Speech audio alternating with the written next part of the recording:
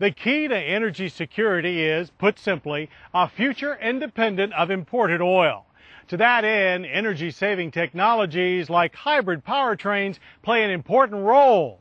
But equally important is finding domestic renewable alternatives to petroleum.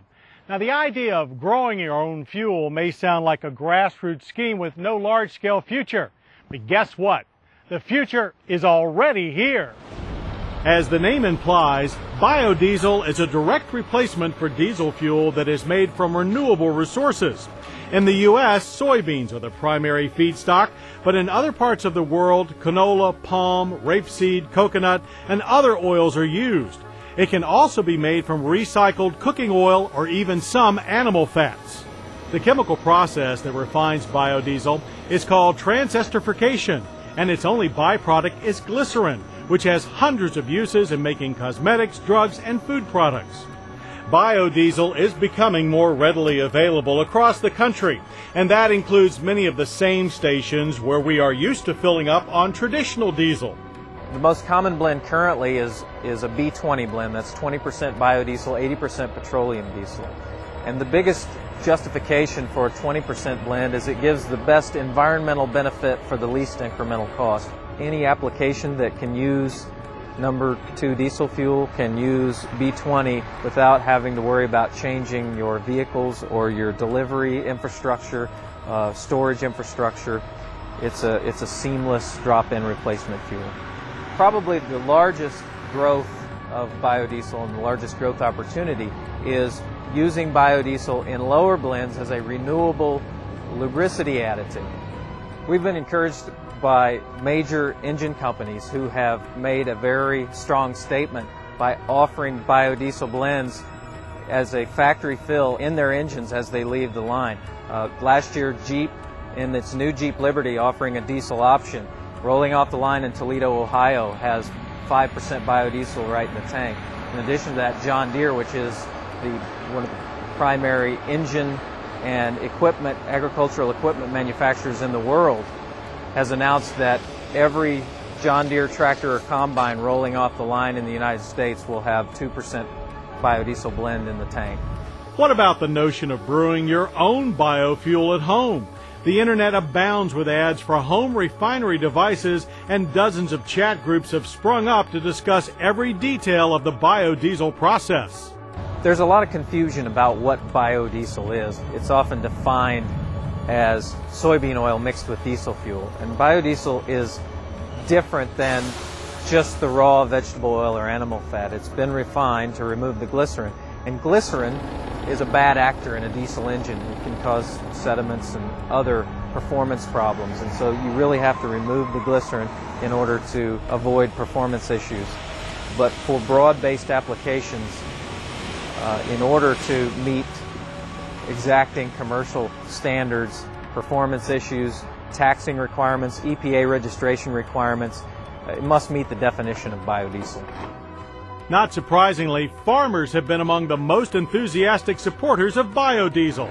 What better way to create demand for your own crops? When it became available, I was ready to use it right away, knowing that what it would do and how it would perform, and helping develop a better market for our product that we're selling with the soybeans. I farm just about 1,000 acres, have a fleet of school buses, and currently I'm running 10%. That seems to be about the best economically. The emissions is a little less the more you go up on the percentage of it. We should use it ourselves. Every farmer out there should be using the biodiesel so that we can be a testimony or an example to other people that should be using it or could be using it also. We have product here in our own country that we can use to offset that dependence on foreign oil. We grow another crop every year. I mean, it's renewable yearly. Farmers have invested over the last 14 years millions of dollars in checkoff funds or through the checkoff program to help bring biodiesel to where it is today, where it can be used as an on-road commercial fuel. The checkoff works when I produce a bushel of soybeans and then sell that bushel of soybeans. There's 1/2 of 1% of the sales price is deducted. Those checkoff funds are then divided between the state, gets 1/2, and the other half goes to the United Soybean Board. And both groups use those funds to do research and promote new uses of soybeans. So I think it is kind of a complete cycle that we are willing to use our own product and show that it works. Fleet users are also discovering the benefits of biodiesel.